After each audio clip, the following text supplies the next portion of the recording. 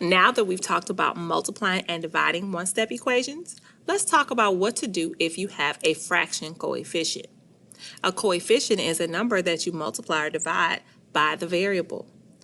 In this case, our coefficient is 3/2. We're saying that 3/2 of a number is equal to 9. If the coefficient is a fraction, you want to multiply by the reciprocal in order to isolate the variable. Remember, the goal of solving any equation is to isolate the variable. Please get x by itself. So let's get started. The first thing we want to do is write the equation. 3/2 x is equal to 9.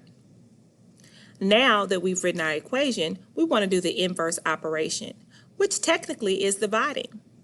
But when you divide by a fraction, you're actually multiplying by the multiplicative inverse. So we're going to multiply 3/2 by its reciprocal, 2/3. And then on the other side of the equal sign, we're going to multiply 9 times 2/3.